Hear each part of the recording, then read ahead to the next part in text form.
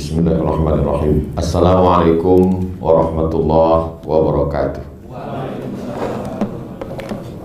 Alhamdulillah wassalatu wassalamu ala rasulillah wa ala alihi wa sahbihi wa man tabi'ahu wa mawalah. Rabbi shrah li sadri wa yassir li amri wa hlul 'uqdatam min lisani yafqahu qawli.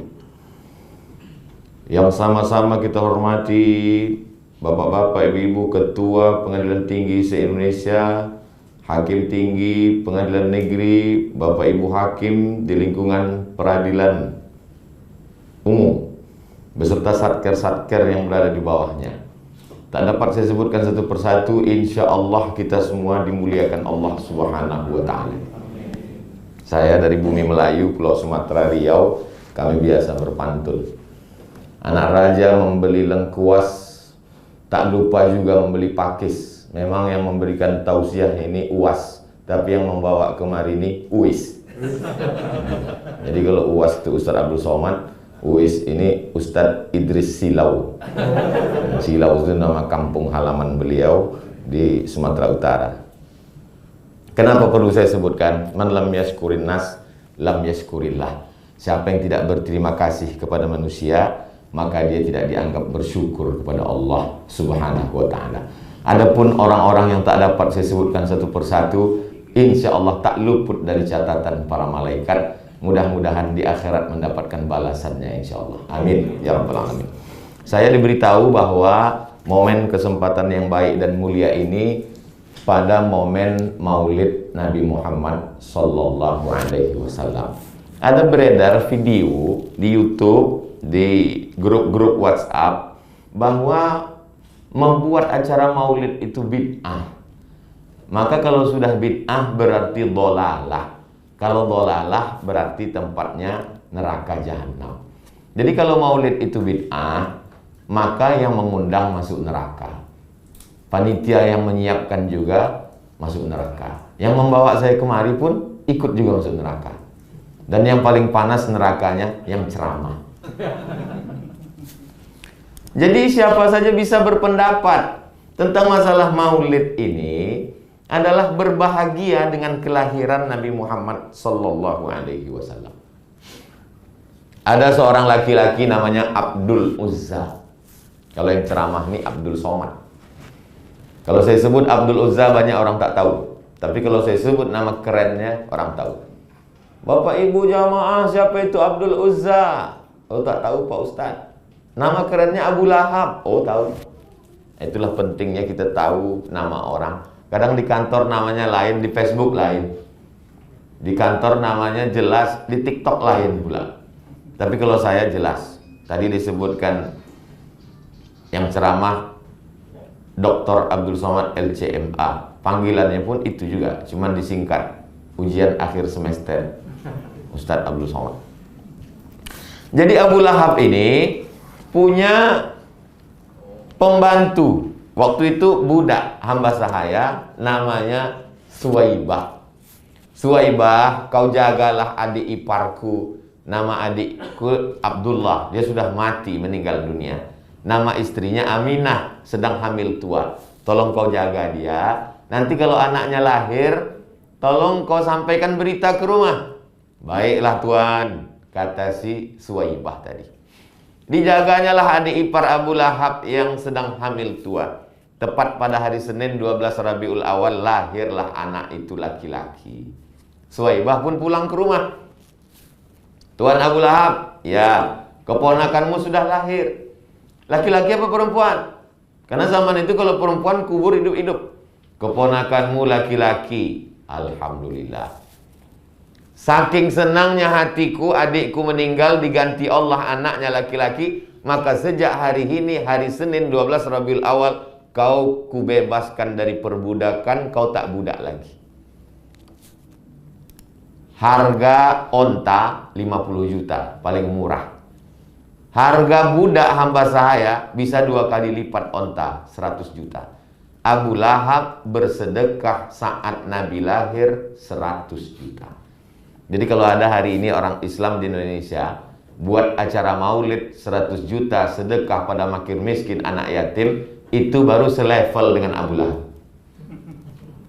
Makanya bersyairlah seorang ulama ahli hadis namanya Al-Hafiz Al-Maqdisi dalam 6 bait syair.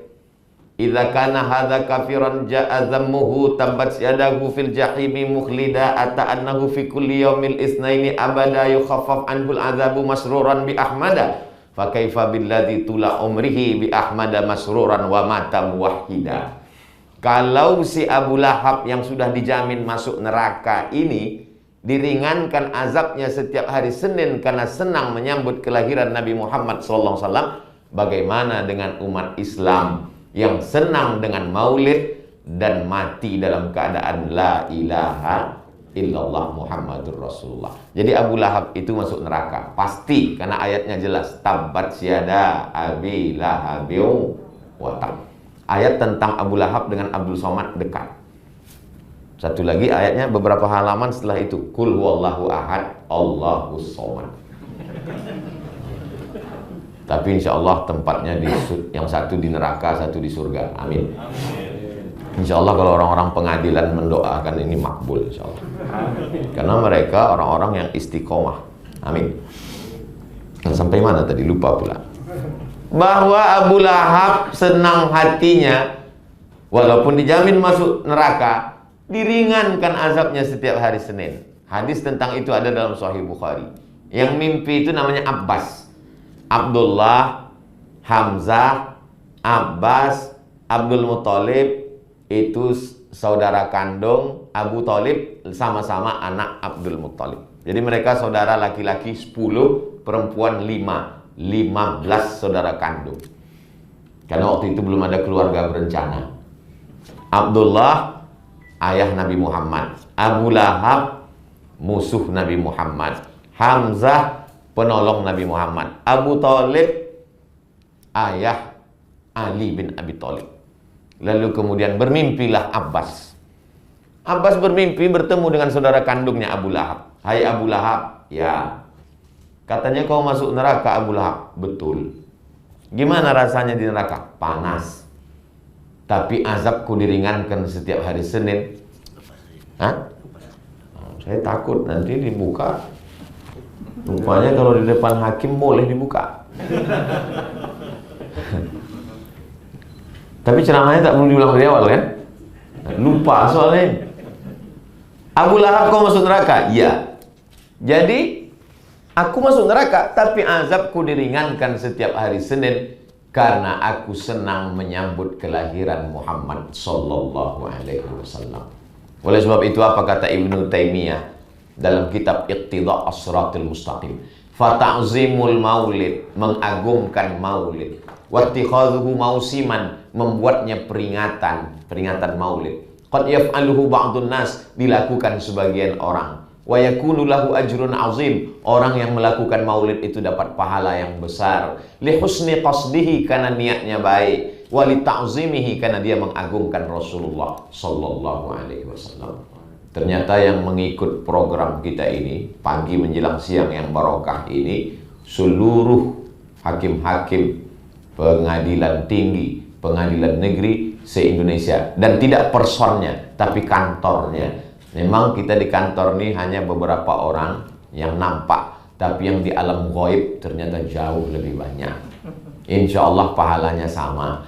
Karena ada juga orang tak mau ikut maulid. Nggak mau lah ikut maulid. Kalau offline dapat syafaatnya nyata dari Nabi. Kalau online surganya online juga, kata dia. Ini yang berbisik seperti ini setan.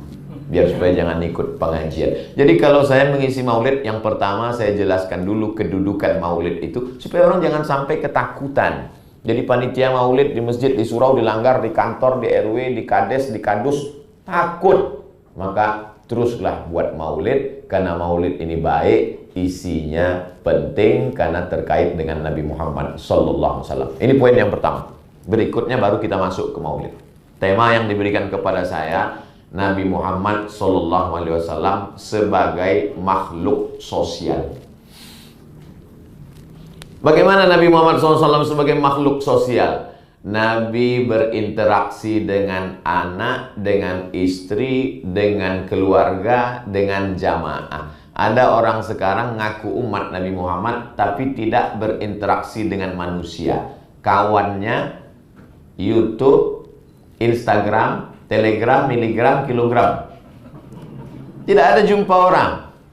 Hanya jumpa dengan laptop, dengan komputer. Kalau libur hari Sabtu, hari Ahad, tidak ada bertemu dengan manusia. Bukan umat Muhammad sallallahu alaihi wasallam. Tapi sekarang kan Covid Pak Ustadz, nggak bisa sholat berjamaah. Begitu ditanya ketua masjid, apa betul Pak Anu sejak Covid nggak ke masjid? Dulu sebelum Covid pun memang nggak ke masjid Pak Ustadz. Kata Covid, aku juga yang kau salahkan. Tidak salah Covid. Oleh sebab itu, poin pertama, makhluk sosial, dia berinteraksi dengan manusia. Subuh, zuhur, asar, maghrib, isya. Tapi kami di kantor, tidak ada alasan. Di kantor ada musola, di kantor ada ruang tempat sholat. Bahkan hebatnya kantor kita, Direktorat Jenderal Badan Peradilan Umum, tidak hanya sekedar sholat fardu zuhur asar, tapi juga ada pembacaan Yasin setiap pagi hari Kamis. Jadi tidak ada alasan baca Yasin bersama. Kenapa mesti Yasin? Ibu-ibu kenapa baca Yasin? Karena Al-Baqarah kepanjangan Pak Ustadz.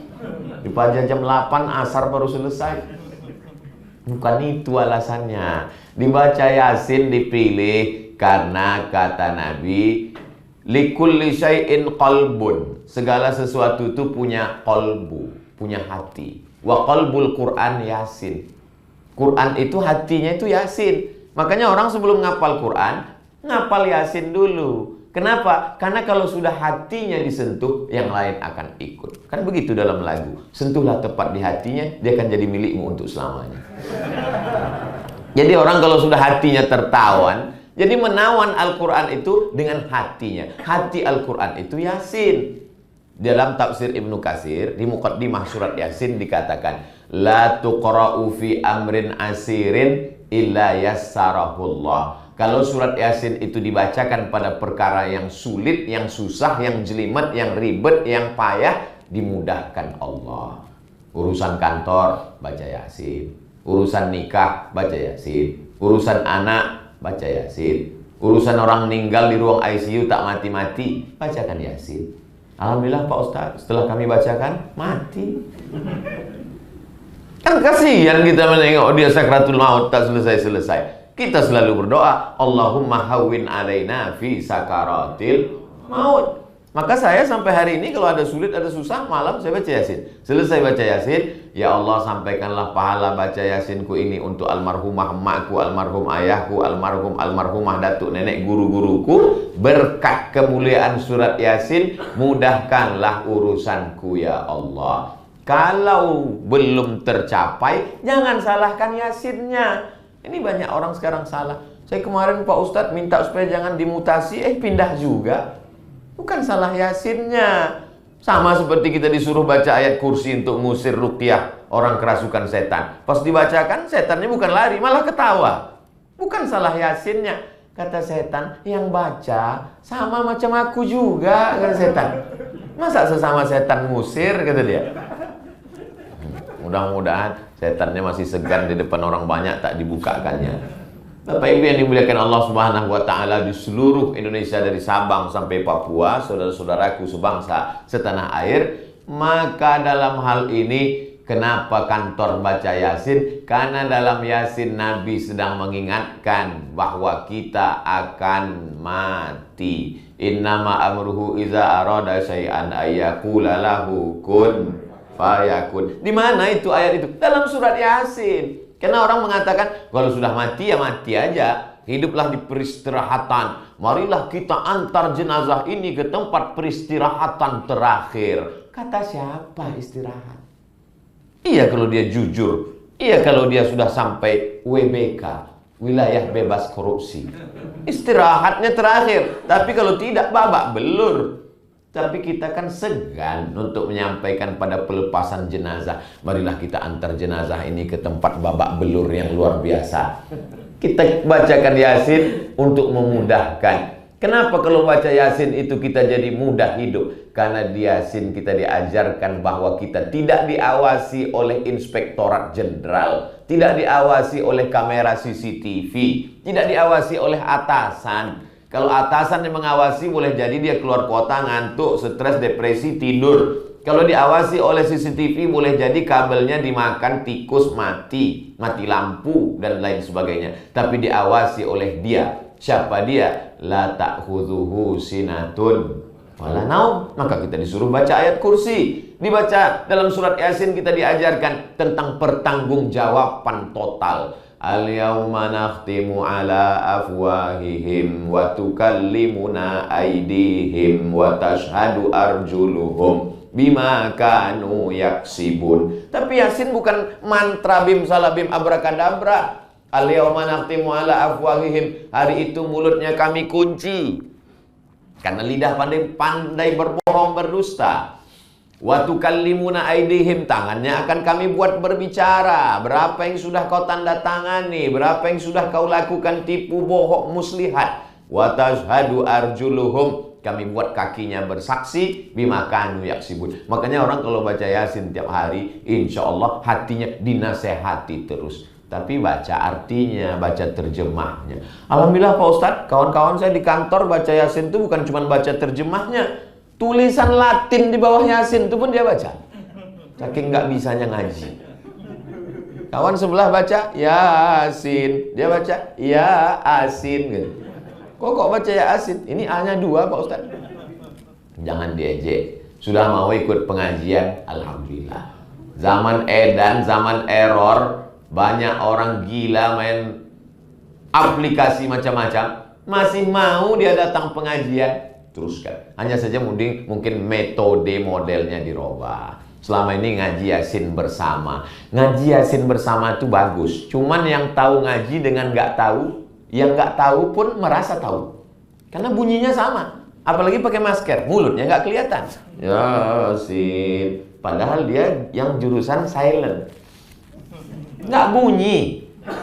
Tapi kalau kita baca, pada kesempatan kali ini kita baca 5 ayat. Silakan Bapak 5 ayat. Yasin wal Qur'anil Hakim innaka laminal mursalin ala siratim mustaqim tanzilal azizir rahim. Masya Allah. Lanjutkan 5 ayat berikutnya. Nah, udah tahu kita itu. Senyum-senyum aja lah. Jangan didikte dia. Ketahuannya nggak ngaji. Oh jangan. Karena kita tidak menjatuhkan orang. Dakwah ini mengajak, bukan mengejek. Dakwah ini merangkul, bukan memukul.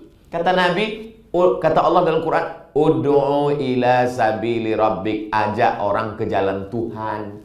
Bukan ke jalan ormas, bukan ke jalan partai, bukan ke jalan golongan. Tapi ila rabbik, ke jalan Allah subhanahu wa ta'ala. Asal dari kata dakwah, kalau kita buka kamus, dakwah artinya ad-da'watu ila ta'am, undangan makan-makan. Itu arti dakwah. Jadi kalau ada orang dakwah kasar, ngamuk-ngamuk, nggak mungkin kita ngundang orang makan ngamuk. Bapak nanti datang ke rumah kita makan ya. Tentu lembut nanti Bapak datang ke rumah kita makan. Makanya kalau dakwah tuh makanannya banyak. Macam di kantor nih, banyak sekali makanan. Masalahnya saya kalau ceramah di depan tuh banyak makanan, hilang konsentrasi saya. Menengok jagung, menengok ubi, ini teringat saya sambal terasi, pakai sambal belacan kata orang Sumatera. Bapak Ibu yang dimuliakan Allah Subhanahu wa taala, maka itu diantara kelebihan. Bapak Ibu, orang yang tidak melihat ke bawah dia tak pernah bersyukur. Menjadi pegawai, kantornya cantik, megah, tinggi, punya jabatan PNS, nikmat luar biasa. Ada 3 orang mau meminang anak gadis. Yang satu bisnismen, yang satu profesor doktor, yang satu PNS. Yang diterima PNS. Kenapa? Karena PNS ini amalnya mengalir walaupun sudah mati. Apa itu? Pensiun. Yang lain orang ketakutan. Banyak pengusaha kaya, rupanya utangnya lebih besar. Ustadz kok tahu? Karena dulu ibu saya waktu saya pulang, dia bilang kau mesti jadi PNS. Karena standar keberhasilan adalah kalau sudah PNS. Anaknya di mana sekarang? Sudah selesai S1, S2-nya udah, baru aja selesai, S3-nya sudah daftar. Pertanyaan berikutnya, udah PNS belum? Nikmat PNS hanya dirasakan oleh orang yang bolak-balik ikut tes gak lulus-lulus. Barulah dia merasa luar biasa PNS. Bagi orang yang sudah lulus PNS, sudah kerja, bolak-balik, sudah lama lulus, 20 tahun, gaji lancar, dia menganggap PNS itu tidak nikmat. Ustadz kok cerita PNS? Karena saya baru keluar dari PNS.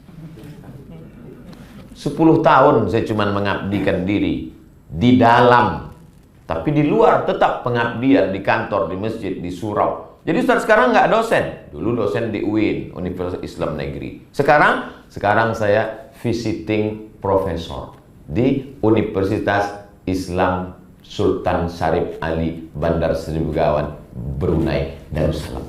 Itu untuk ngasih tahu yang menyangka saya Ustadz kaleng-kaleng. Jamaah dimanapun yang dimana berada, insya Allah Subhanahu wa ta'ala maha suci Allah menurunkan surat-surat ini dibaca di kantor-kantor. Idza quri'al Qur'an, kalau Quran dibacakan, fastami'u lahu, dengar baik-baik, wa ansitu, mulut diam, la'allakum turhamun, mudah-mudahan turun rahmat. Dibacakan Yasin di rumah, turun rahmat. Dibacakan Yasin di kamar, turun rahmat. Dibacakan Yasin di kantor, turun rahmat. Dibacakan Yasin di kuburan, turun rahmat. Itulah mengapa kalau ziarah ke makam baca Yasin. Pekan yang lalu saya ziarah ke makam almarhumah emak saya. Sampai di sana kami pun membaca surat Yasin. Habis itu saya doa, Allahumma ausil sawaba ma qara'tuhu, sampaikanlah bacaan surat Yasinku ini kepada almarhumah emakku ya Allah, lapangkanlah kuburnya. Saya berharap kalau saya mati nanti anak saya pun akan membacakan itu juga. Percaya tak percaya pahalanya sampai atau tidak terserah, karena mereka yang sudah mati tak pernah hidup kembali untuk memberikan laporan. Tapi saya masih ragu Pak Ustadz, sampai apa nggak sampai bacaan Yasin itu. Lawang kita lewat di makam disuruh baca doa, Assalamualaikum ya ahla diyar minal mu'minin wa inna insyaallah bikum lahiqun yarhamullahul mustaqdimina wal mustakhirin nas'alullah lana walakumul afiyah. Tak mungkin doa itu kita bacakan untuk batu nisan. Tak mungkin doa itu kita bacakan untuk pohon yang ada di atas kubur. Itu dibacakan menunjukkan bahwa alam kubur, alam barzakh itu nyata. Katanya alam kubur, gimana kalau orang mati di sungai Amazon dimakan ikan piranha Pak Ustadz? Kuburnya nggak ada, makanya namanya di samping alam kubur, alam barzakh. Barzakh itu artinya pemisah. Ada dunia, ada akhirat. Mereka tidak disebut di dunia karena sudah mati. Mereka tidak sebut akhirat karena dunia belum kiamat. Antara dunia dengan akhirat ada namanya alam barzakh. Alam barzakh ini tak bisa kita lihat. Itulah iman. Dan semua yang kita kirimkan pahalanya sampai. Bagi yang punya keluarga baik, rezekinya buat acara maulid sekaligus tahlil, baca Yasin, ada ceramah, ada tausiah, kirimkan pahalanya. Saya sudah bacakan dalilnya bahwa doa sampai, bacaan Quran sampai. Enggak percaya juga, saya tidak marah. Hanya saja kalau dia meninggal, tolong kasih kirim nama lengkap, nanti saya kirimkan Al-Fatihah. Kalau tidak sampai, cepat-cepat kasih kabar. Ini kan masalah ghaib.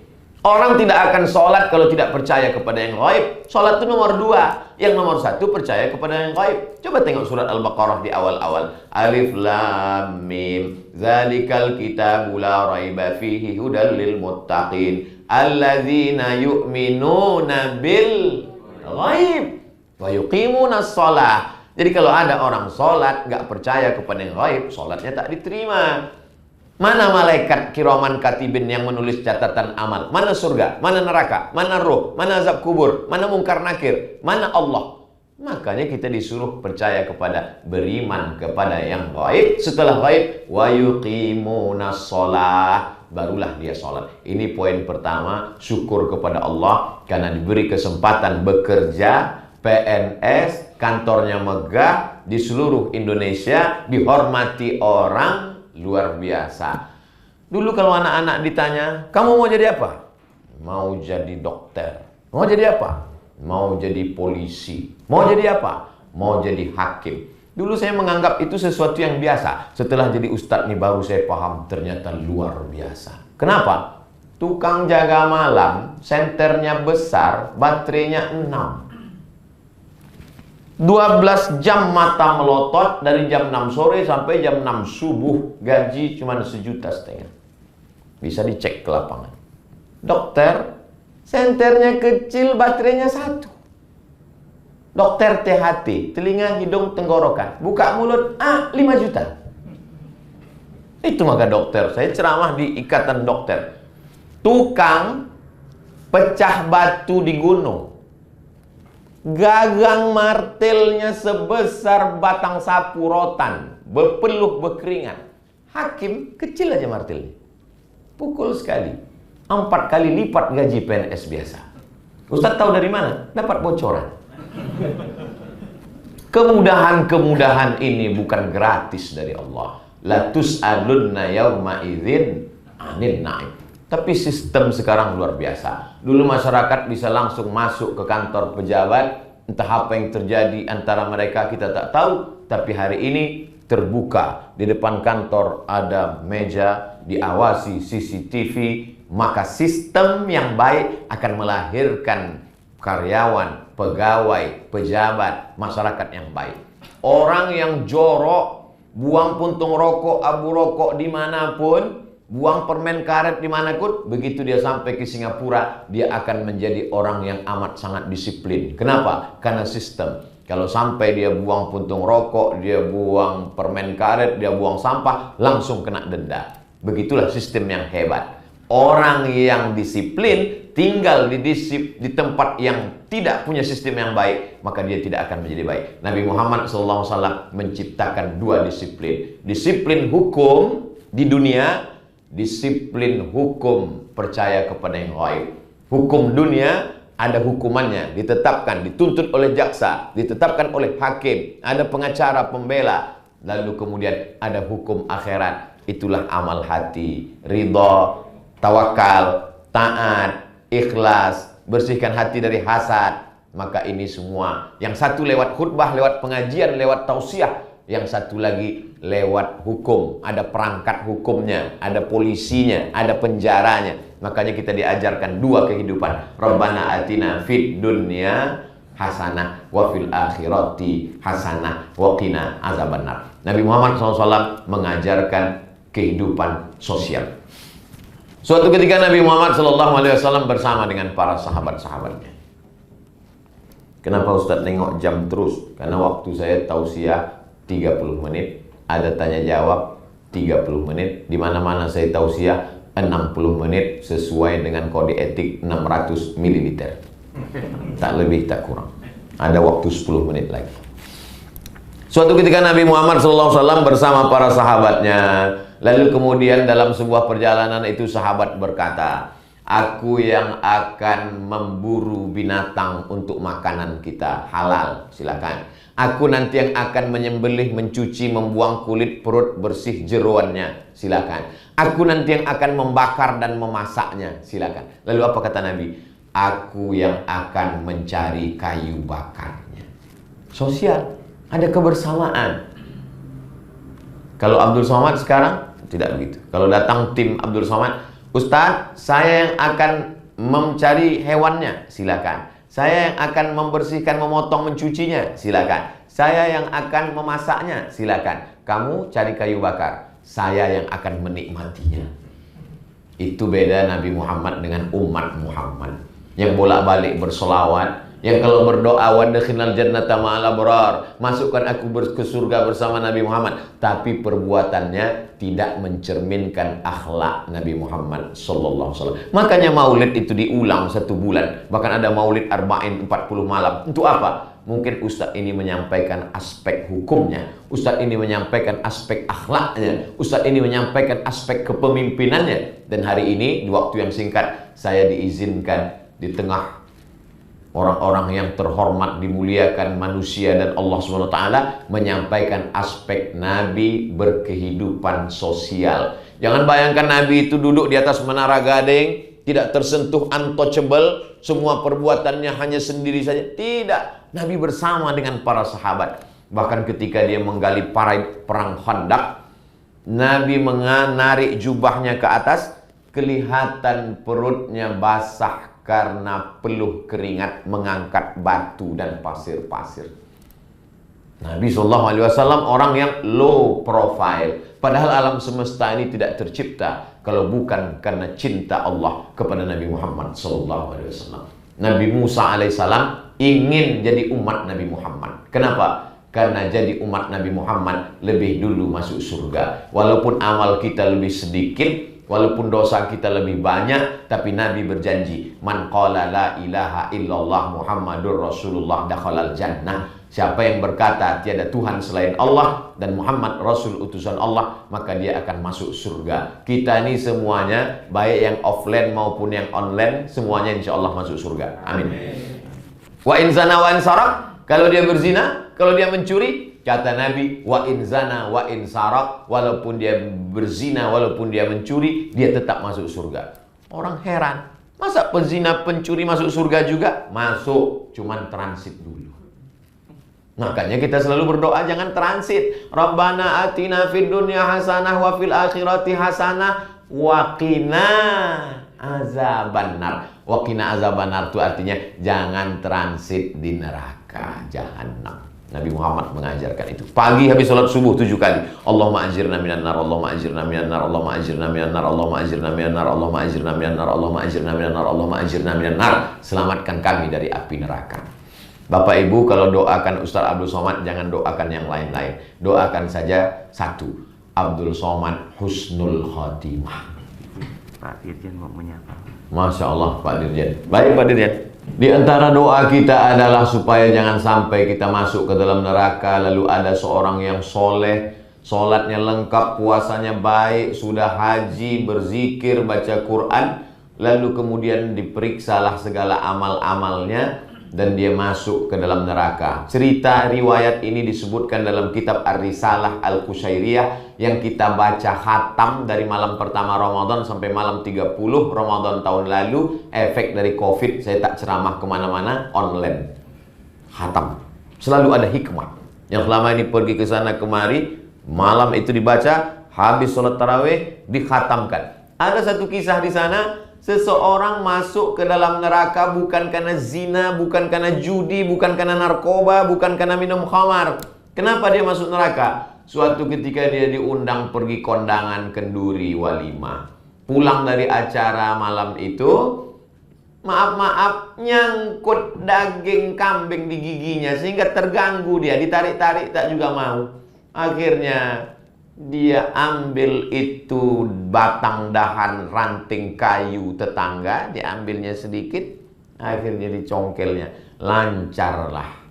Lalu kemudian alhamdulillah, dia tak pikirkan, rupanya begitu dia mati sampai di akhirat, satu ranting batang kayu di samping rumah tetangga yang menjadi jambangan sekaligus pagar rumah itu dihisap juga di akhirat. Famay ya'mal mithqala dzarratin khairan, sebesar biji sawi, sebesar ujung rambut, sebesar ujung mata pedang, sebesar tapak kaki semut yang hitam di atas batu yang hitam di tengah malam yang kelam.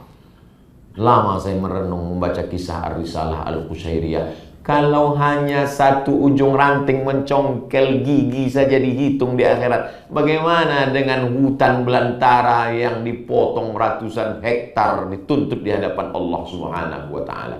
Tapi Ustaz Somad jangan sangka selamat dari ini. Man kasura kalamuhu kasura saktuhu. Siapa yang banyak ngomongnya, dialah yang paling banyak menyinggung perasaan orang lain.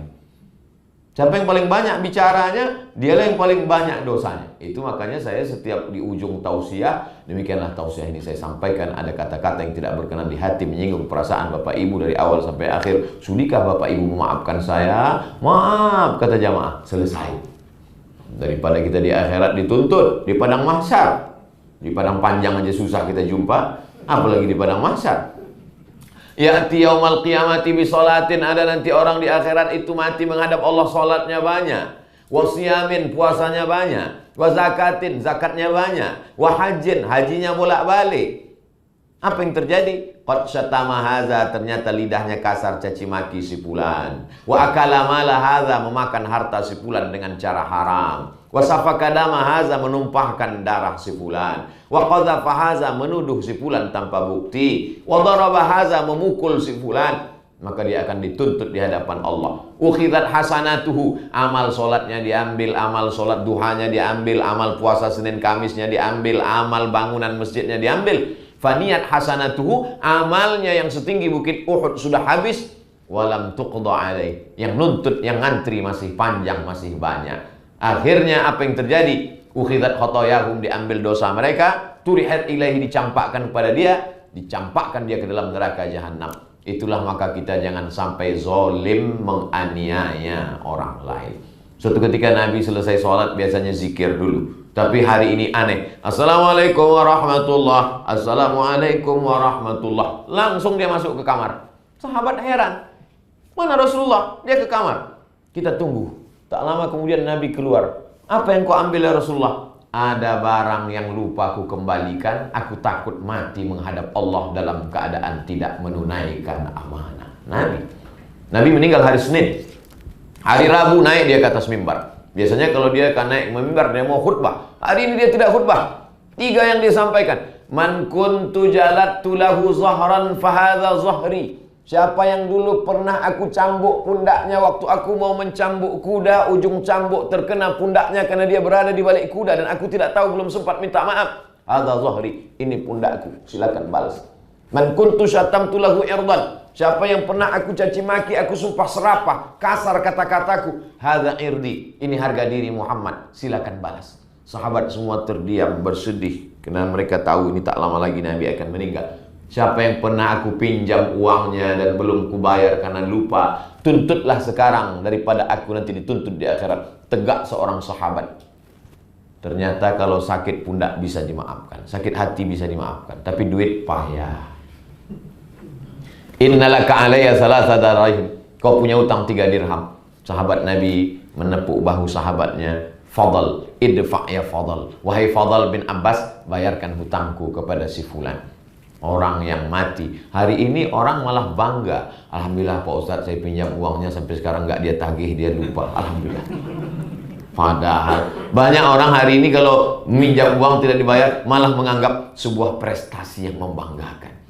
Padahal kita sedang berada dalam tipu muslihat yang luar biasa. Nabi Muhammad SAW mengajarkan itu semua supaya kita hidup yang singkat ini kembali menghadap Allah dalam keadaan plong, bersih, tak ada sangkutan apa-apa. Maka kita diundang, jiwa yang suci bersih itu dipanggil Allah. Ya ayyatuhan nafsul mutmainnah, wahai jiwa yang tenang. Irji'i ila rabbiki, kembalilah engkau menghadap Allah dalam keadaan radiyatan mardiyah. Fadkhuli fi ibadi wadkhuli jannati. Nabi Muhammad SAW mengajarkan kita tentang kerendahan hati, hidup bersosial, bersama, tak menyinggung perasaan, tidak meninggalkan kesan, tidak membuat orang menjadi terlunta-lunta di hadapan Allah karena perbuatan yang menzolimi akibat dari efek sosial. Tapi jangan pula gara-gara tausiah ini lalu kita tidak berkehidupan sosial. Masuk kantor zikir, keluar kantor zikir, sampai mati pun orang tak tahu. Kita tetap berkehidupan sosial dan kita jaga ukhuwah ini insya Allah. Itulah yang dapat saya sampaikan pada kesempatan yang baik dan mulia ini. Sebagaimana disampaikan ada tanya jawab, saya kembalikan kepada Bapak moderator kita pada kesempatan kali ini. Aqulu qauli hadza, terima kasih. Wassalamualaikum warahmatullahi wabarakatuh. Waalaikumsalam warahmatullahi wabarakatuh. Luar biasa, terima kasih Bapak Ustadz Dr. Abdul Somad yang telah memberikan tausiah, ya, membuka wawasan kita, memberikan pencerahan kepada kita tentang teladan yang diberikan Rasulullah Nabi Muhammad SAW. Teladan yang harus kita jadikan sebagai pedoman di dalam hidup kita, dalam berperilaku, dalam bersikap, dan semua itu kembali kepada kita, insya Allah. Kalau kita mau meneladani beliau, surga jaminan ya Bapak Ustadz. Amin ya Allah. Insya Allah. Bapak dan Ibu sekalian, wabil khusus Bapak dan Ibu KPT, Hakim Tinggi, KPN, kemudian juga Hakim Pengadilan Negeri, dan seluruh hadirin yang hadir pada pagi sampai siang hari ini. Kami beri kesempatan untuk menyampaikan atau mengajukan pertanyaan kepada Bapak Ustadz, baik terkait tema hari ini tentang Maulid maupun hal-hal lain yang kiranya dapat memberikan pembaharuan pencerahan pada kita sekalian. Silakan Bapak dan Ibu sekalian untuk mengajukan pertanyaan.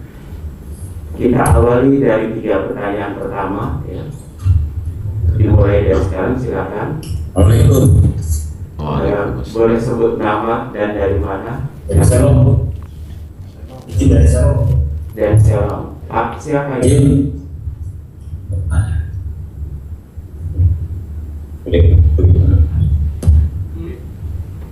Ya, silakan Pak, sebut nama ya. Assalamualaikum warahmatullahi wabarakatuh, Pak Ustaz. Waalaikumsalam warahmatullahi wabarakatuh. Kami dari Pengadilan Negeri Selong, Lombok Timur, mewakili seluruh hakim dan pegawai yang bertanya kepada Ustaz. Nama saya Rusdi, Kasubag Kepegawaian Pengadilan Negeri Selong. Tadi Bapak Ustadz membahas tentang yasinan. Bahas tentang yasinan. Di sini yasinan itu bisa dibaca itu beberapa cara. Yang pertama bisa dengan cara berwudu, Pak Ustadz. Bisa dengan cara berwudu, kemudian bisa dalam keadaan tidak berwudu juga bisa. Kemudian dalam keadaan kita bekerja juga bisa. Ini mungkin karena kita sudah diberikan kenikmatan oleh Allah Subhanahu wa Ta'ala untuk membaca Al-Quran. Jadi segala cara hidupnya dengan membaca Al-Quran. Bisa juga kita sambil bekerja di rumah, sambil ya, nah ini mau saya pertanyakan pada Ustaz, apakah nilai daripada bacaan Al-Quran yang tadinya sambil berwudu, kemudian sambil bekerja, kemudian dalam tidak berwudu, itu mempunyai nilai yang sama atau tidak? Ya, itu yang kami pertanyakan kepada Ustaz. Mungkin perlu kami diberikan penjelasan. Kami sekali lagi atas nama seluruh keluarga besar Pengadilan Negeri Selong, Lombok Timur, mengucapkan terima kasih kepada Bapak Ustadz yang telah langsung bisa memberikan pembekalan kepada kami semua tentang ilmu agama. Demikian yang bisa kami sampaikan, kurang lebihnya mohon maaf. Wassalamualaikum warahmatullahi wabarakatuh. Terima kasih Pak Rusdi, ya, teman-teman dari Islam. Silakan Pak Ustadz untuk langsung dijawab. Waalaikumsalam warahmatullahi wabarakatuh. La yamassuhu illal mutahharun. Tidak boleh menyentuh mushaf Al-Quran kecuali dalam keadaan suci, berwudu dulu. Jadi kalau ada orang membaca Quran tidak menyentuh mushaf, hukumnya mubah membaca, tapi kurang afdal. Level yang paling tinggi, paling afdal, paling bagus, VVIP adalah berwudu, menghadap kiblat, makharijul huruf tepat, faham. Ini yang paling tinggi kualitasnya, ini yang paling bagus, ini yang paling original. Lalu kemudian di bawah itu membaca Quran tidak dalam keadaan berwudu. Karena dia di kantor susah buka kaos kaki, baru saja wudunya batal, dia buka handphonenya atau laptopnya, dia buka Quran digital, dia baca. Boleh dia membacanya selama dia tidak dalam keadaan hadas besar. Adapun kalau dia perempuan dalam keadaan berhalangan, maka saya pakai 4 mazhab sepakat tidak boleh membaca Quran dalam keadaan haid, maka dia membaca terjemah.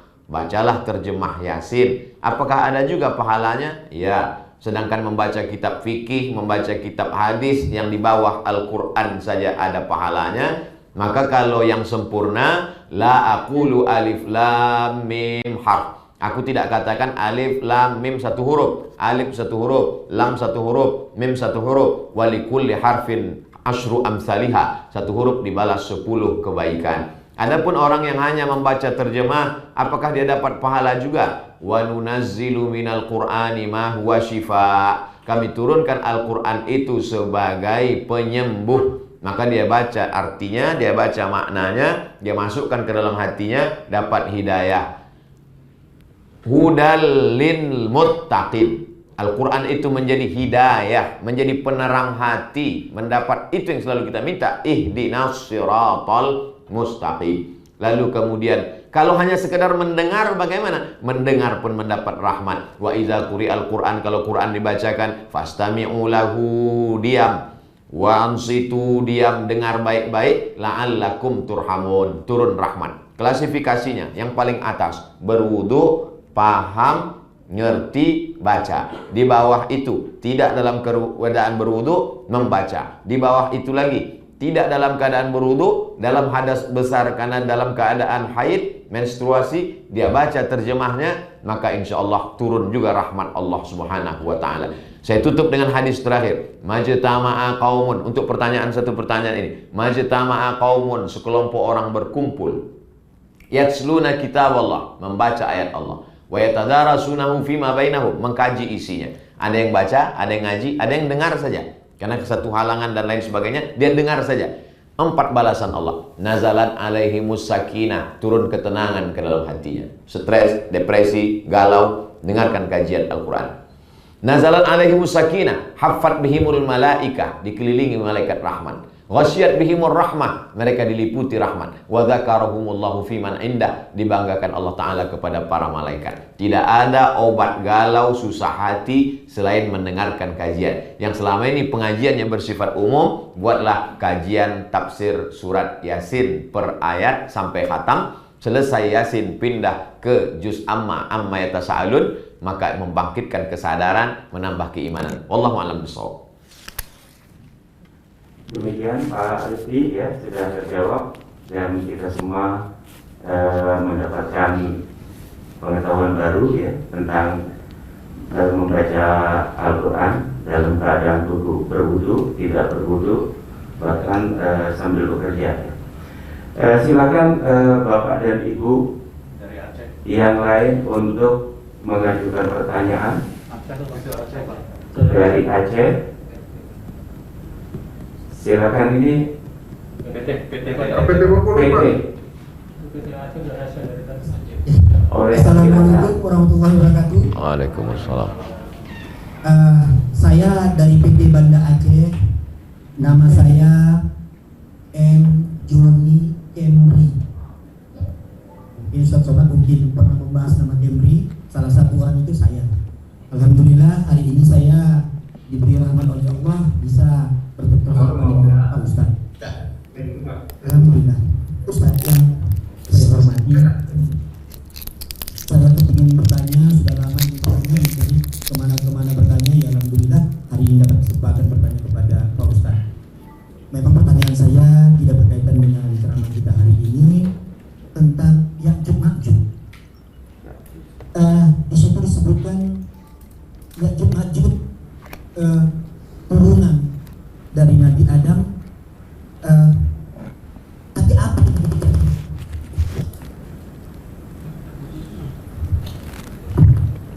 Suaranya terputus Pak.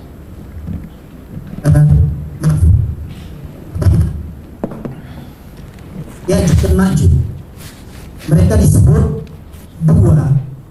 Kenapa mereka harus disebut dua? Apa yang menjadi pembeda di antara mereka berdua? Kenapa yang satu disebut Ya'juj, yang satu disebut Ma'juj? Terima kasih Ustaz. Alhamdulillah. Baik, silakan Ustaz terkait dengan Ya'juj dan Ma'juj. Assalamualaikum. Waalaikumsalam warahmatullahi wabarakatuh. Saya pernah membahas tentang nama Pak Kemri. Kemri, ada orang punya anak dikasih nama Kemri, pas ditanya, siapa nama anakmu? Kemri, apa artinya? Apakah itu merek mobil? Bukan Pak. Arti Kemri apa? Rupanya lahir anak itu 17 Agustus. Jadi Kemri artinya kemerdekaan Republik Indonesia. Baru ini berjumpa orangnya. Kalau tersinggung mohon maaf. Tentang masalah Ya'juj wa Ma'juj disebutkan dalam surat Al-Kahfi. Lalu kemudian tentang Ya'juj wa Ma'juj ada beberapa penafsiran ulama. Tafsir yang pertama, di zaman Nabi Nuh ada orang yang tubuhnya sangat besar. Karena tubuhnya sangat besar, tidak ada perempuan yang bisa menikah dengan dia. Lalu kemudian akhirnya dibentuklah bukit dipahat berbentuk perempuan. Maaf beribu maaf, tepat pada alat kelamin itu diletakkan daging binatang. ini tak layak disebutkan. Tapi saya mau menceritakan bagaimana tafsir Israiliyat, riwayat-riwayat dari Bani Israel. Lalu kemudian dia pun menunaikan hajatnya. Spermanya bercampur dengan daging tadi membusuk. Itulah lahir Ya'juj dan Ma'juj. Bukan hadis Nabi, tapi disebutkan. Riwayat ini disebut dengan dalam mata kuliah di Al-Azhar ada namanya Al-Israiliyat wal Maudu'at fi Kutubit Tafsir. Riwayat-riwayat dari Bani Israel. Karena waktu itu di Madinah ada Yahudi, Bani Nadir, Bani Quraidah, Bani Qainuqa, Yahudi Khaybar. Jadi kalau ada orang bercerita bahwa Ya'juj dan Ma'juj itu adalah seperti yang saya sebutkan tadi, maka itu riwayat Israiliyat yang tidak perlu dipercaya. Riwayat pertama. Riwayat yang kedua mengatakan bahwa Ya'juj dan Ma'juj itu sudah ada dan sudah berlalu. Kapan itu? Ketika pasukan Mongol menyerang Baghdad. Bani Abbasiyah hancur lebur sampai-sampai warna sungai Efrat itu menjadi hitam karena mereka mengambil kitab-kitab di perpustakaan yang terbesar di Baghdad, Irak. Mereka campakkan ke dalam sungai, menyeberang kuda mereka di atas sungai. Luntur tinta itu sampai hitam. Karena mereka anti peradaban. Mereka adalah bangsa barbar Mongol. Lalu kemudian mereka itulah yang sesungguhnya Ya'juj dan Ma'juj. Di antara penafsir yang setuju dengan pendapat ini adalah Imam Thahir bin Ashur dalam tafsir At-Tahrir wa Tanwir. Jadi dia menyebutnya Ya'juj wa Ma'juj itu adalah satu suku besar. Itulah dia mereka yang sudah menghancurkan sekitar berabad-abad yang lalu. Adapun pendapat yang ketiga mengatakan Ya'juj wa Ma'juj belum lagi keluar. Dia masih tersimpan, dibangun bentengnya oleh Iskandar Zulkarnain, Alexander the Great, yang meminta supaya diberikan besi untuk menembok. Nanti sebelum hari kiamat Ya'juj wa Ma'juj keluar. Kenapa Ustadz sebutkan 3 versi tafsir ini? Supaya kita paham bahwa ini termasuk masalah-masalah yang ulama tidak dalam satu pendapat ikhtilaf. Jadi kalau ada ustadz bercerita begini, karena memang banyak riwayat tentang itu. Lalu bagaimana sikap kita sebagai orang beriman? Kita yakin bahwa Ya'juj dan Ma'juj itu ada, tapi ada dalam beberapa versi penafsiran. Bahkan dalam kitab perjanjian lama pun ada. Disebut dengan Yegog and Megog, Ya'juj dan Ma'juj. Wallahu a'lam bishawab.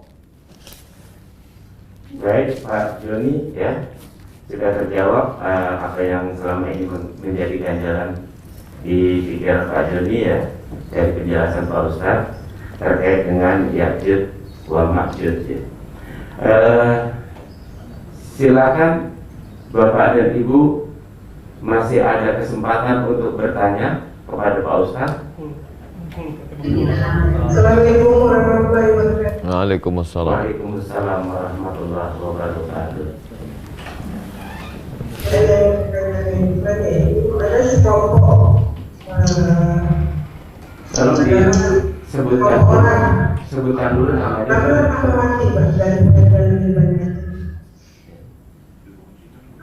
Rahmawati dari Pengadilan Negeri Banda Aceh. Pertanyaannya adalah ada sekelompok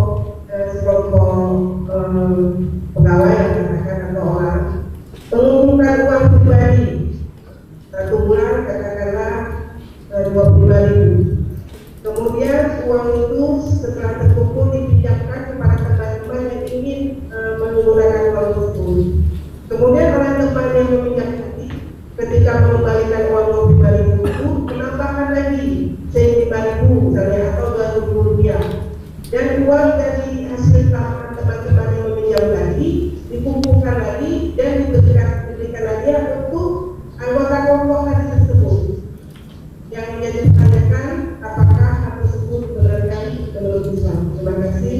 Assalamualaikum warahmatullahi wabarakatuh. Waalaikumsalam warahmatullahi wabarakatuh. Silakan Pak Ustaz. Waalaikumsalam warahmatullahi wabarakatuh. Kita membuat sebuah komunitas terdiri dari 10 orang. Lalu kita kumpulkan uang. Lalu kemudian uang itu kita pinjamkan untuk salah satu dari anggota kita. karena kesulitan ekonomi. Terkumpul uang dari 20 orang, 1 orang 100.000, 20 orang 2 juta. Pakailah untuk modal usaha dan lain sebagainya. Ketika mengembalikannya tetap juga dengan angka nominal 2 juta, maka namanya ta'awun, tolong menolong. Hukumnya mubah, boleh. Dalilnya wa ta'awanu 'alal birri wat taqwa. Tolong menolonglah kamu dalam perbuatan baik dan ketakwaan. Wala ta'awanu 'alal ismi wal udwan. Jangan kamu tolong menolong dalam perbuatan dosa dan perbuatan permusuhan. Tapi ketika meminjam 2 juta, saat pengembaliannya 2.100.000 dipinjamkan berkali-kali dalam setahun, hasil dalam setahun itu lalu kemudian dibagikan, maka hukumnya riba. Ya ayyuhalladzina amanu, hai orang beriman, la ta'kulur riba, jangan kau makan riba. Ad'afam mudha'afah, kelebihan. Riba artinya bertumbuh bertambah. Yang 2 juta jadi 2.100.000, maka riba. Ancaman bagi orang yang makan riba, 1, alladzina ya'kuluna riba, orang yang makan riba, la yaqumuna illa kama yaqumul ladzi yatakhabbathu syaitanu minal mas. Nanti dia bangkit dari kubur di padang mahsyar seperti orang yang bangkit dari kerasukan setan, seperti orang kesambet yang dibacakan ruqyah. Yang kedua, duit riba dimakan, menjadi sepiring nasi berubah menjadi setetes darah. Dari jantung naik ke otak, otaknya hitam kotor. Kalau dimakan anaknya jadi sulit, susah menghafal Quran, berdoa dan lain sebagainya.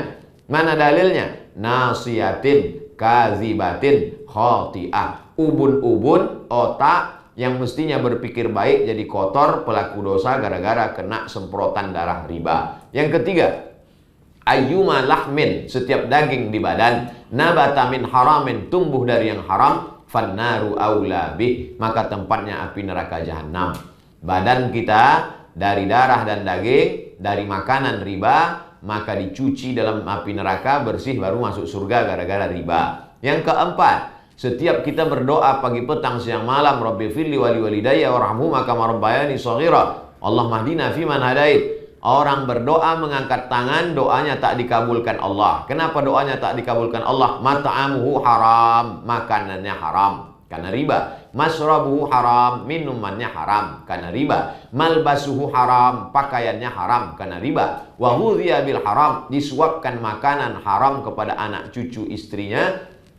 Anna yustajabulah, tak mungkin doanya dikabulkan Allah. Semoga kita dipelihara dari terjerat riba. Amin ya rabbal alamin. Wallahu a'lam bishawab. Baik Bu, sudah terjawab Bu. Ini yang raise siapa ini? Dari Bengkulu, Pengadilan Tinggi Bengkulu. Silakan Pak. Kita nggak bisa. Iya, silakan. Mataram. Bengkulu dulu, Bengkulu. Ya, terima kasih dari Pengadilan Tinggi Bengkulu Pak. Pak Ustadz, Assalamualaikum warahmatullahi wabarakatuh. Kami dari PT Bengkulu ingin bertanya tentang tadi Ustadz menjelaskan bahwa ada orang yang menganggap perayaan Maulid Nabi itu bid'ah. Saya pernah mendengar ceramah dari Ustadz, kalaulah mencintai Nabi, tentunya para sahabat yang terdahulu itu lebih cintanya kepada Nabi karena mereka bertemu. Tetapi tidak ada catatan dalam sejarah bahwa mereka setelah beliau Nabi itu wafat melaksanakan acara Maulid Nabi. Kata Ustadz itu, hal itu baru terjadi sudah sekian lama setelah beliau wafat, ketika terjadi perang salib.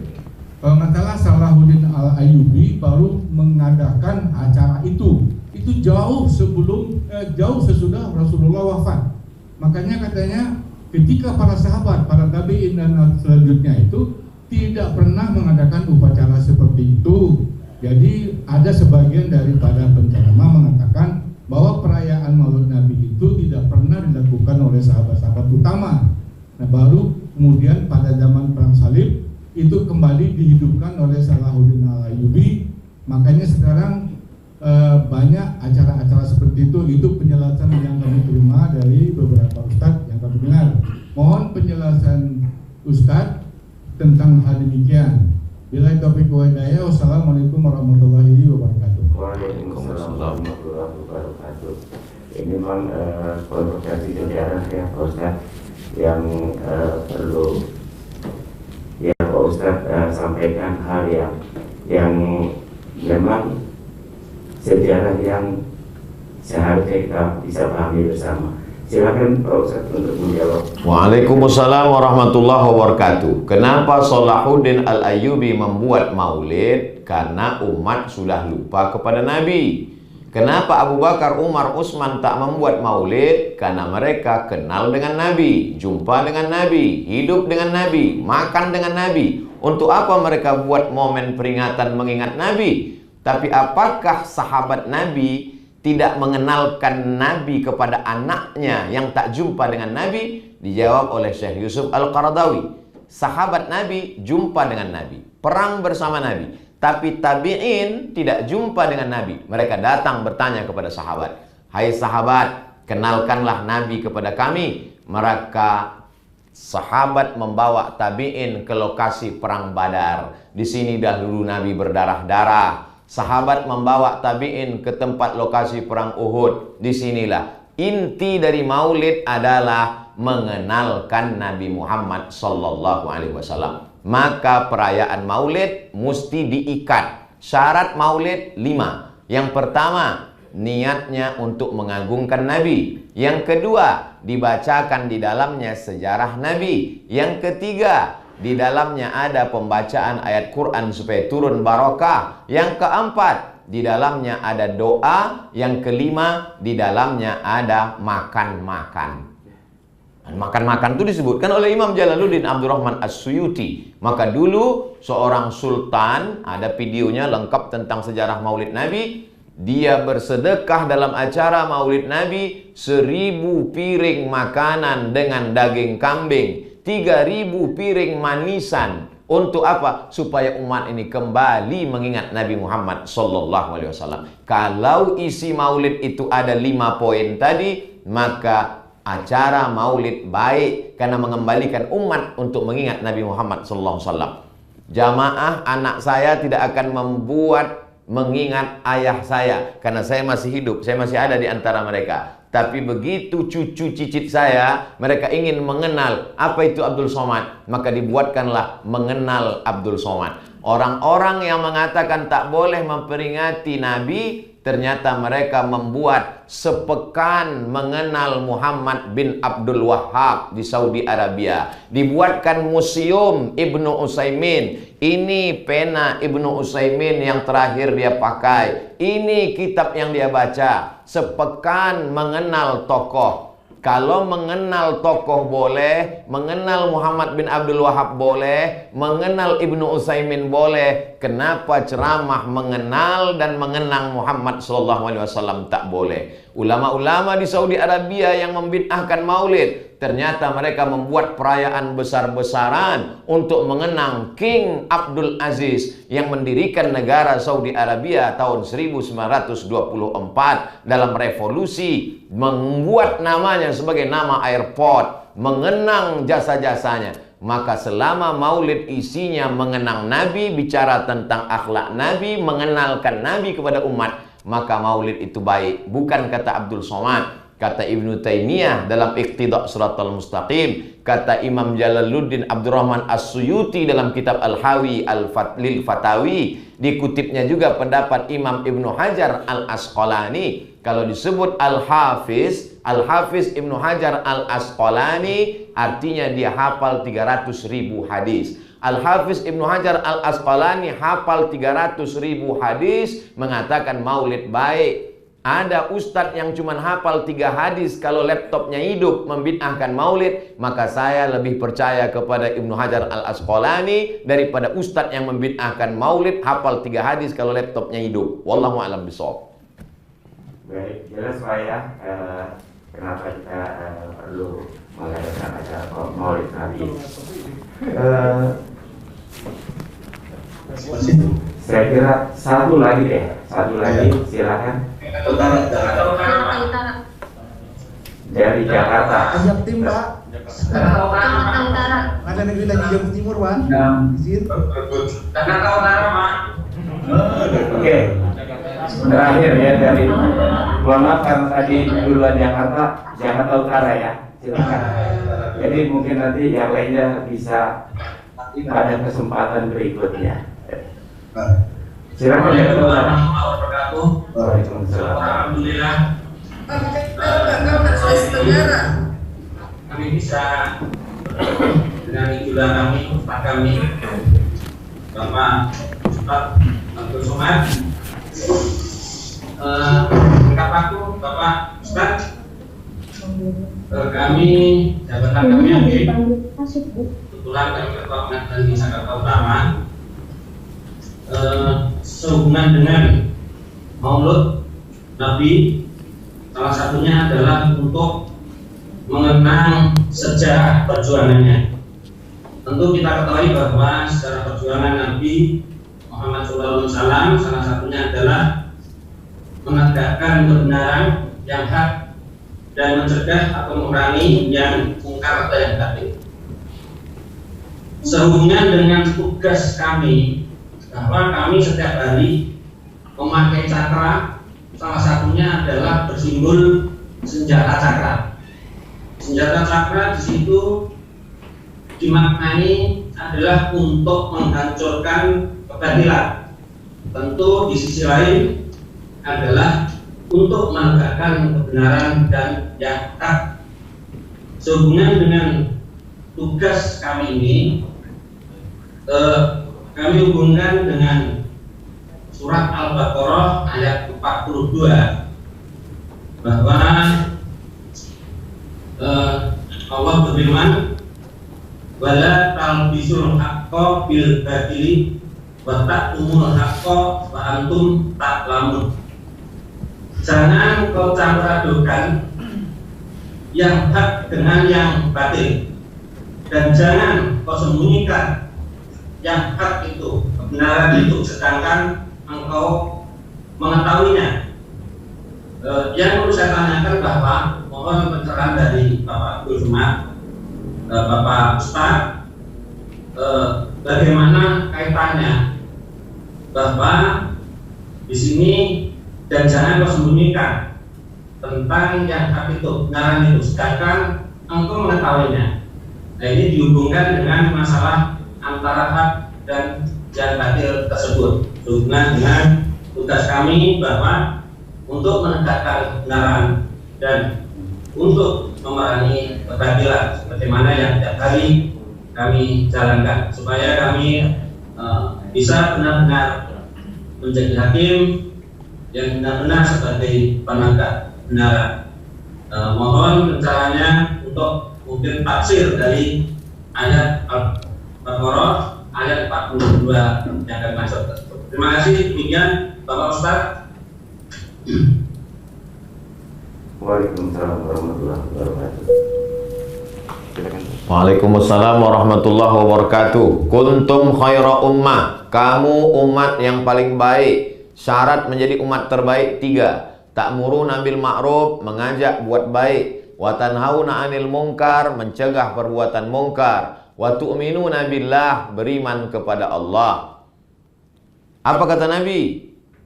La ta'murunna bil ma'ruf, ajak orang buat baik. Wa la tanhauna 'anil munkar, larang orang buat munkar. Kalau kamu diam melihat kemungkaran, la yusikanna ayyab'atsallahu 'alaikum iqaban. Allah akan mengirimkan hukuman. Ketika hukuman dikirimkan Allah, summa tad'unahu, kamu berdoa ramai-ramai, fala yustajabu lakum, doa kamu tak dikabulkan Allah Subhanahu wa taala. Lalu kemudian orang yang menyembunyikan kebenaran itu adalah kabura maqtan indallah. Mereka lah yang paling besar dimurkai Allah Subhanahu wa taala. Terkait dengan profesi kita masing-masing, maka semua bisa melakukan nahi mungkar. Polisi bisa, jaksa bisa, ustadz bisa, hakim lebih bisa untuk menegakkan kebenaran, untuk menghabiskan kemungkaran dengan kemampuannya masing-masing. Maka dalam hadis dikatakan hakim itu terbagi 3. Al-qudatu salasatun, hakim itu ada 3. 1 masuk surga, yang 2 masuk neraka. Hakim yang masuk surga arafal haqqa, dia tahu kebenaran, wa qada 'alal haq, dan memutuskan keputusan dengan kebenaran. Itu yang masuk surga. Yang satu lagi, arafal haqqa, dia tahu kebenaran tapi tak berani memutuskan berdasarkan kebenaran, singgah dulu di neraka. Yang ketiga, dia tak tahu kebenaran dan diputuskannya tidak dengan kebenaran. Satu tempat juga dia di sana. Maka insya Allah yang ikut dan yang tak ikut yang ada di negeri ini, mudah-mudahan semuanya yang masuk surga termasuk level 1 semuanya insya Allah. Amin ya rabbal alamin. Kalau kamu melihat kemungkaran, manusia terbagi 3. Falyughayyirhu biyadihi, robah dengan tangan, dengan kekuasaan kalau mampu. Kalau tak mampu, fabilisani, dengan lidah. Dengan lidah pun tak juga mampu, fabiqalbih, dengan hati. Tapi yang dengan hati itu ada ujungnya. Wadzalika ad'aful iman, itulah selemah-lemah iman. Kenapa ketika ingin rumah paling kokoh, mobil paling cepat, tapi ketika iman kenapa pilih paling lemah? Maka kita punya batas kemampuan. La yukallifullahu nafsan illa wus'aha. Mudah-mudahan kita terselamatkan dari azab tidak menegakkan kebenaran, tidak menunjukkan kebatilan. Orang yang diam melihat kebatilan, kata Imam Abu Ali Ad-Daqqaq, yang dikutip oleh Imam An-Nawawi dalam kitab Al-Minhaj Syarah Sahih Muslim Ibn al-Hajjaj, as-sakitu anil haq, orang yang diam melihat kebenaran diinjak-injak, syaitanun ahras, setan bisu. Sudah setan bisu pula. Wallahu a'lam bishawab. Baik, terima kasih Pak Ustadz atas jawaban dari seluruh pertanyaan yang disampaikan oleh teman-teman. Mudah-mudahan apa yang Pak Ustadz sampaikan ini ya bisa menjadi bekal, bisa menjadi pedoman dalam perilaku kita sehari-hari. Terima kasih kami ucapkan kepada Bapak dan Ibu yang telah hadir pada pertemuan pagi hingga siang hari ini dalam rangka pembinaan sikap mental yang dilakukan oleh Direktorat Jenderal Badan Peradilan Umum. Untuk kali ini tausiah disampaikan oleh Bapak Dr. Abdul Somad LC MA. Ya. Mudah-mudahan kita juga bisa bertemu lagi di kesempatan yang lain. Amin ya Allah. Ya. Bisa dengan Ustadz Abdul Somad tadi, bisa juga dengan Ustadz yang lain. Mudah-mudahan pembinaan yang secara periode kita lakukan ini dapat membuat perubahan yang sangat berarti bagi perilaku kita, bagi kinerja kita, dan juga bagi reputasi lembaga Mahkamah Agung dan Direktorat Jenderal Badan Peradilan Umum.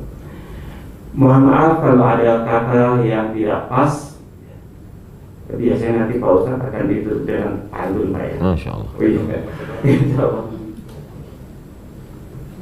Oke, ya. Jadi kami dari panitia memohon maaf yang sebesar-besarnya apabila ada hal-hal yang tidak pas, tidak tepat, atau membuat Bapak dan Ibu kurang nyaman atas penyelenggaraan kegiatan ini. Sebelum kita akhiri pertemuan kita, mohon perkenan Bapak Ustadz untuk mendoakan kita semua agar mendapat barokah dalam pertemuan yang singkat ini. Silakan Ustaz. Astaghfirullahalazim, astaghfirullahalazim, astaghfirullahalazim alladzi la ilaha illa huwal hayyul qayyum wa atubu ilaih. A'udzu billahi minasyaitonir rajim. Bismillahirrahmanirrahim. Alhamdulillahi rabbil alamin arrahmanir rahim maliki yaumiddin. Iyyaka na'budu wa iyyaka nasta'in. Ihdinas siratal mustaqim, siratal ladzina an'amta 'alaihim ghairil maghdubi 'alaihim waladdallin. Amin. Allahumma shalli ala sayidina Muhammad wa ala ali sayidina Muhammad. Assalamu alayka ya Rasulullah. Ya Allah, Allahumma aftah lana futuhal arifin, bukakan pintu hati kami untuk melihat kebenaran. Allahumma arinal haqqa haqqa warzuqna ittiba'ah, tunjukkan pada kami yang benar itu benar, berikan kami kekuatan untuk mengikutinya. Wa arinal batila batila warzuqna ijtinabah, tunjukkan pada kami yang batil itu salah, berikan kami kekuatan untuk menjauhinya.